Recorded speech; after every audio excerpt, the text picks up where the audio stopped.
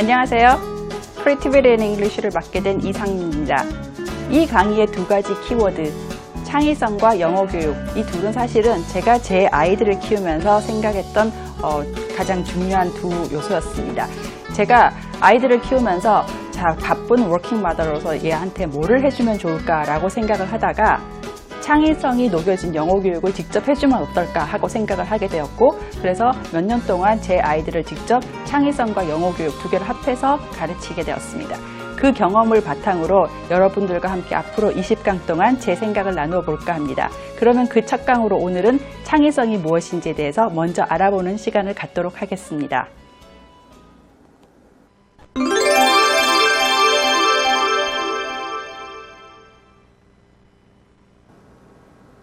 자, 오늘은 창의성이 무엇인지에 대해서 먼저 생각을 해보도록 하겠습니다.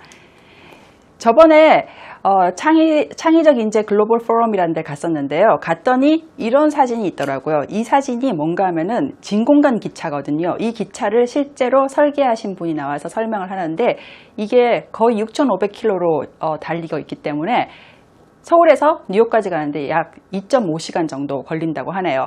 자, 그러면은 이런 거 상상해 보신 적 있죠? 저도 여러 가지를 굉장히 많이 상상해보고 나르는 자동차 뭐 이런 것들을 다 상상했는데 어떤 사람들은 머릿속에 상상하던 것을 실제로 만들어내고 저 같은 사람은 상상만 하다가 끝나는, 이게 무슨 차이일까요? 이번 강의에서 한번 알아보도록 하겠습니다. 창의성 교육의 필요성에 대해서는 정말 요즘 더 많이 화두가 되고 있는데, 그런데 보시면은 이 신문 기사에 쓴 것처럼 아직도 우리 학교 교육에서 창의성 교육이 충분하게 이루어지지 않다라고 생각하시는 학부모님들이 아직 많이 계십니다. 그래서 창의적인 인재들이 아직도 학교에서 적응하기 어렵고 창의성 발현을 하기가 어렵다라고 생각을 하시고, 또 학교 교육에서 더 추가해서 해줬으면 하는 교육 중에 하나가 이제 창의성 교육, 인성 교육, 그리고 다중지능 교육, 이런 것들을 바라고 계십니다. 현재로는 OECD가 창의성 교육을 굉장히 중요시하고 있지만은 우리는 아직도 호기심이나 동기가 부족하고, 그리고 또 획일적인 교육, 그리고 답을 강요하는, 실패를 두려워하게 만드는 그런 교육에 아직도 초점이 많이 맞춰져 있고, 또 상호작용이 많이 일어나지 않는 교실 환경, 이런 것들이 지금 창의적인 인재를 만드는데 많이 저해 요인으로 자리 잡고 있지 않나라고 생각을 하고 있습니다. 지금 이게 사실은 2011년도 신문이라서 지금은 공교육이나 또 여러 영역에서 창의성 교육을 많이 강조하고 있기 때문에 그때보다는 많이 나아졌다고 생각을 하고 있지만, 그래도 여전히 창의성에 대한 교육은 많이 미흡한 실정입니다. 그렇다 그러면 창의성이라는 것이 크리에이티비티 어원이 뭔지 한번 살펴보도록 하죠.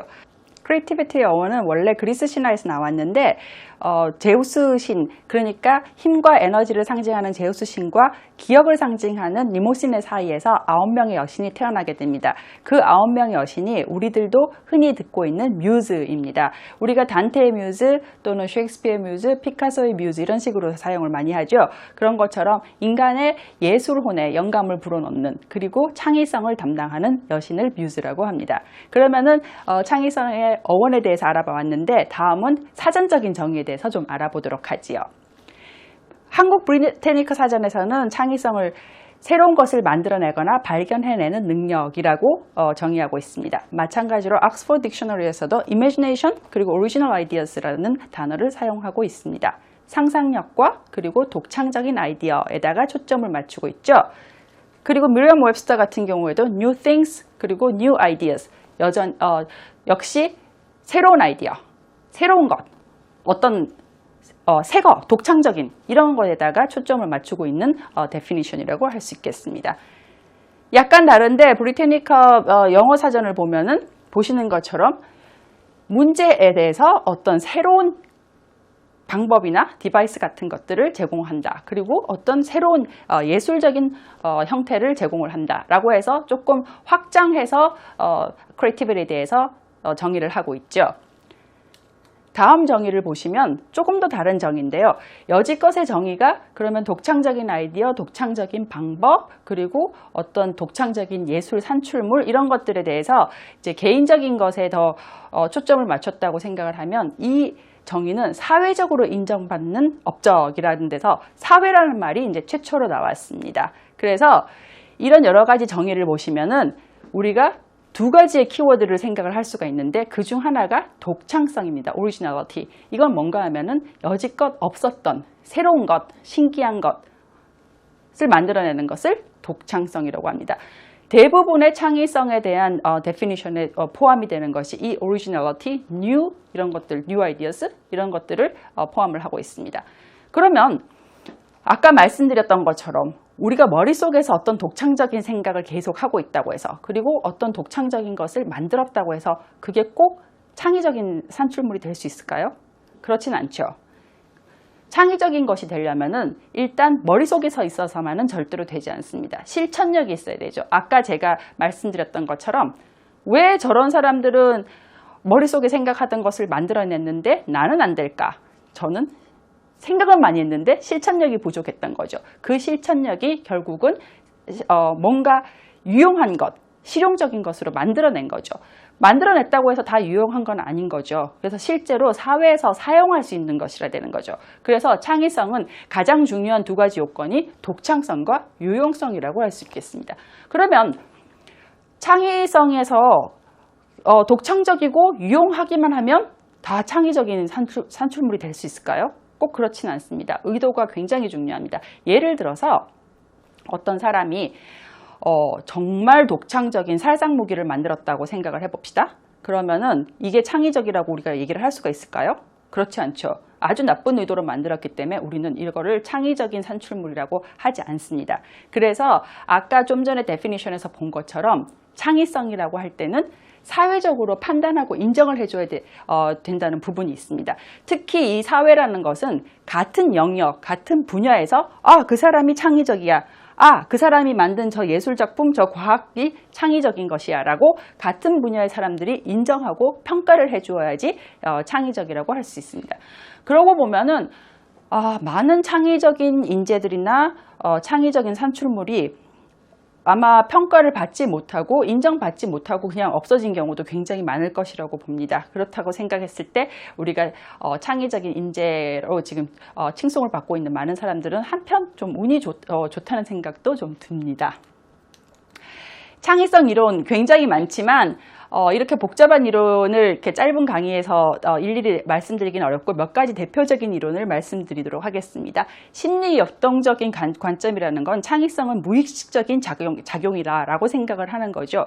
프로이드가 그 대표적인 건데 뭐 우리가 이렇게 무의식적인 작용이기 때문에 노력보다는 이제 타고나는 부분이 많다라고 생각을 하는 거죠. 그에 반해서 인지적 접근법은 창의성을 다른 지능, 다른 인지 기능하고 중에 하나로 보는 거죠. 그래서 우리가 뭐 기억을 한다든지 아니면 우리가 이해를 하는 능력이 있다든지 이런 여러 가지 인지 기능이 있는데 그 중에 하나가 창의성이다. 그래서 창의성은 훈련을 통해서 많이 연습하고 교육하면 좀 높아질 수도 있는 거고 또 테스트도 가능하고 측정이 가능하다라고 보는 입장이죠.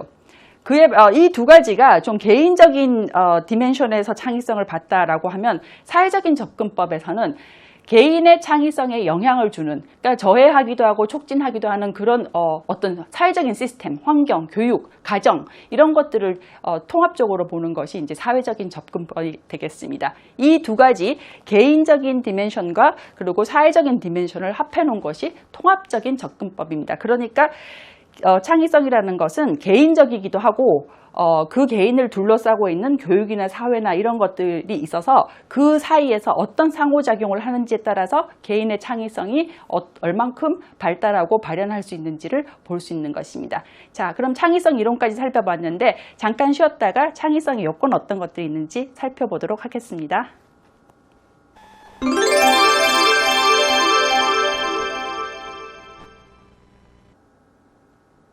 자, 그러면 이번에는 창의성의 요건에 대해서 알아보겠습니다.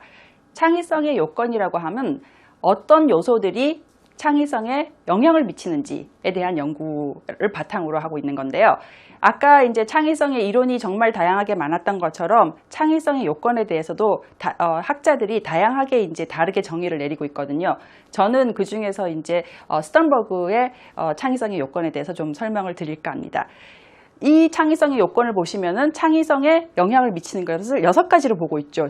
지적 능력, 다시 말하면 지능, 지식, 사고 스타일, 다른 말로 이제 인지 스타일이 되겠죠. 성격, 동기 형성, 그리고 환경적 맥락, 이렇게 6가지가 되겠습니다. 이 중에서 여기 쫙 잘라서 보시면은 5가지는 어떻게 개인적인 내적인 요건이라고 할 수가 있고, 이 환경적인 맥락은 개인을 둘러싸고 있는 그 개인의 창의성의 발현과 발달에 영향을 미치는 교육체계 또는 사회적인 지원 시스템, 그리고 가정 환경, 이런 것들을 말을 하게 되겠죠.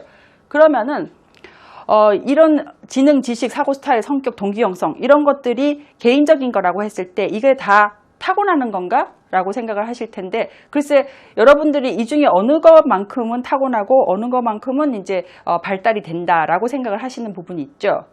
대표적인 예로 지식이죠. 살면서 공부를 많이 하게 되면 지식이 늘어나고, 그러면은 이 지식은 창의성 발달에 도움을 준다라고 보실 수가 있겠습니다. 마찬가지로 사고 스타일 타고나는 부분 어느 정도 있지만 훈련을 통해서 더 발달시킬 수 있고, 성격도 사람이 바뀐다고 하죠.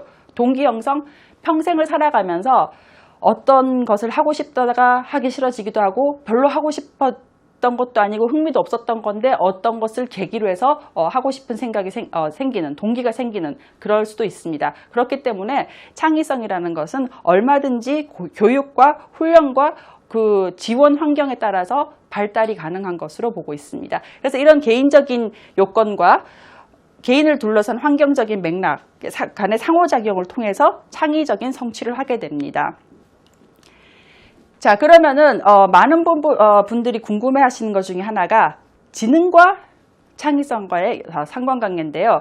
대부분 이제 지능과 창의성이 그렇게 상관관계가 있다고 말하고 있지 않습니다. 우리가 그냥 흔히 생각하기에는 머리가 좋은 사람이 창의적이야 라고 생각할 수가 있는데, 꼭 그렇지 않고, 연구 결과에 의하면은 IQ가 120 정도가 넘어가면은 창의성과 지능은 거의 상관관계가 없는 것으로 되어 있습니다. 그래서 그거보다는 사실은 지식과 창의성의 상관관계가 훨씬 더 큽니다.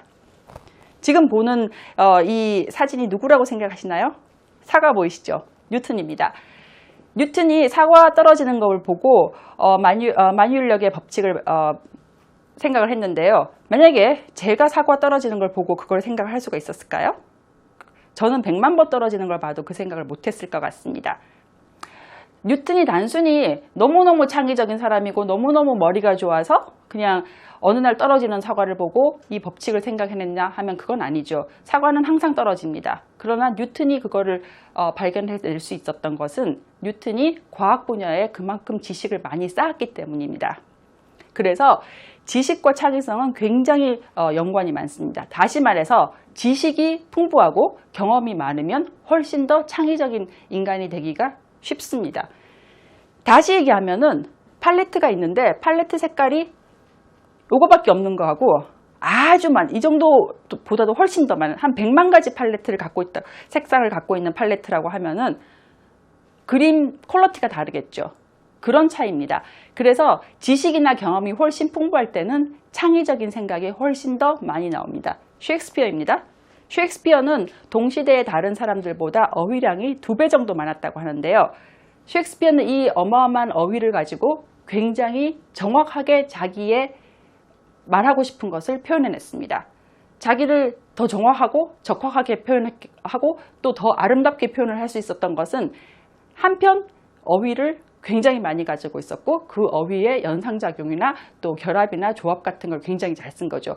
그래서 여러분들이 잘 보시면은 음악의 모차르트, 과학의 아인슈타인, 미술의 피카소, 이렇게 한 분야에서 창의적인 인재가 두각을 나타내지 한 사람이 두루두루 다 잘하는 경우는 글쎄 다빈치나 스티브 잡스 정도를 제외하고는 그렇게 크게 많이 생각이 안 나실 것 같습니다. 모차르트가 심포니도 작곡하고 상대성 이론도 발견해내는 그런 일은 거의 없는 게, 왜냐하면은 한 영역에서 한 분야에서 굉장히 오랫동안 지식과 경험을 쌓기가 그만큼 어렵고 그게 창의적인 산출물을 만드는데 결정적인 역할을 하고 있기 때문입니다.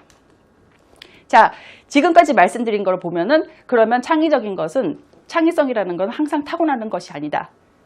교육이나 환경을 통해서 충분히 이루어질 수 있는 것이라는 것을 말씀드립니다. 창의성 교육의 필요성, 개인으로 보면은 개인의 생산성을 최대화할 수 있습니다. 그리고 점점 복잡해지고 있는 사회에 대한 어떤 준비를 할 수 있는 것이고요. 사회적으로 봤을 때는 조직과 사회 또 국가 발전을 위한 어떤 창의적인 인재를 만들어내는데 교육의 목표가 있습니다. 창의성과 언어교육? 자, 보시는 것처럼 창의적인 사람이다라고 했을 때, 언어에서 창의적인 사람이라고 했을 때는 세종대왕처럼 언어를 하나 만들어야 될까요? 아니면 셰익스피어처럼 언어를 활용해서 정말 창의적인 어떤 문학작품을 만들어야 될까요? 그러면 우리는 언어를 만들 수도 없고 어마어마한 문학작품을 쓸 수도 없는데 그럼 우리는 언어를 가지고 창의적인 어떤 걸 할 수가 없나요? 그렇지 않죠. 우리는 태어날 때부터 언어를 사용을 합니다. 언어가 그냥 내 생각을 전달하는 커뮤니케이션 툴일 뿐만 아니라 사고의 툴입니다. 생각을 할 때 대부분의 사람들은 언어로 생각을 하게 됩니다. 그래서 언어를 잘 갈고 닦는 것이 창의적인 생각, 그리고 확산적인 생각을 할 수 있는 어떤 툴을 마련할 수 있는 것이죠. 창의성과 외국어 교육에 대해서 한번 살펴보죠. 자, 그러면은 외국어 교육을 할 때 어떻게 하면 창의성을 좀 높일까?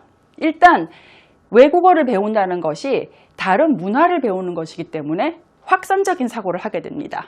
그래서 문화의 다양성을 배우게 되는 것이고 또한 어휘를 배우게 되는데 어휘라는 것은 새로운 개념을 배우는 것입니다. 그래서 우리가 예를 들어 영어에서 love라는 단어가 있고 한국에서 사랑이라는 단어가 있는데 이 두 가지가 똑같은 개념을 갖고 있지 않거든요. 그래서 새로운 언어를 배워서 새로운 어휘를 배우게 되면 새로운 개념을 배우게 되는데 그것이 결국은 창의성의 핵심적인 역할을 하는 확산적 사고를 발달시키는 어떤 훈련이 될 수가 있습니다. 마찬가지로 창의성에서는 확산적 사고가 있고 또 다른 하나가 수렴적 사고인데 언어를 새로 배운다는 것은 언어의 문법을 배우는 거죠. 어휘만 배우는 것이 아니라 언어의 법칙을 배우게 되는데 이 법칙을 배운다는 것은 결국 수렴적 사고를 발달시키는 어떤 훈련이 될 수 있겠습니다. 다른 나라 언어로 얘기를 하다 보면 이게 맞는 말일까 틀린 말일까 그런 애매모호한 것들이 생기는 거고 그리고 애매모호함에도 불구하고 내가 커뮤니케이션을 하기 위해서 그 애매모호한 자신 없는 말도 던질 때가 있습니다. 그래서 리스크 테이킹을 하게 되는 거죠. 이 애매모호함에 대한 참을성이나 위험 감수를 하는 성격이 사실은 언어 교육에서도 굉장히 중요한 성격적인 요인으로 꼽보이는데 똑같은 이유로 창의성에서도 굉장히 중요한 성격적인 요인으로 꼽고 있습니다. 창의적 인재의 성격을 쭉 나열한 걸 보면 항상 애매모호함에 대한 참을성과 그 리스크 테이킹이 나타나고 있는데 이 두 가지 성격은 창의성에서도 중요하고 언어 교육에서도 중요합니다. 그래서 창의적인 성격을 만드는데 또 도움이 된다고 할 수 있죠. 자, 그러면은 강의를 마무리하기에 앞서서 창의적인 세 가지에 대해서 알아보도록 하겠습니다. 창의적인 사람, 과정, 산출물인데요. 우리가 무엇이 창의적이다라고 얘기를 하면 사람이 창의적인 것이고 그리고 어떤 것을 수행함에 있어서 그 방법이 창의적인 것입니다. 그리고 우리가 만들어낸 그 산출물이 창의적이라고 할 수가 있는 것이죠. 이 세 가지를 우리의 강의랑 연결해서 한번 생각을 해보도록 하죠. 그러면 우리 강의는 뭐를 목표로 하고 있냐면은 창의적인 영어 교육 방법을 통해서 창의적인 인재를 만들어내는 것입니다. 다시 말해서 창의적인 인재라는 것은 이 강의의 창의적인 산출물이 되는 것입니다. 우리가 이 강의를 통해서 하는 것은 결국은 창의적인 인재를 만들기 위한 어떤 교육적인 환경 그리고 지원을 해주는 것입니다. 그래서 앞으로 강의 동안에는 영어 교육을 통해서 어떻게 하면 아이들이 더 창의성을 발현할 수 있는지에 대해서 포커스를 맞추려고 합니다. 오늘 강의에서는 창의성에 더 많은 방점을 찍었지만 앞으로는 영어 교육에 대해서 더 많이 생각을 나누도록 하겠습니다. 그러면 다음 강의에서 뵙겠습니다.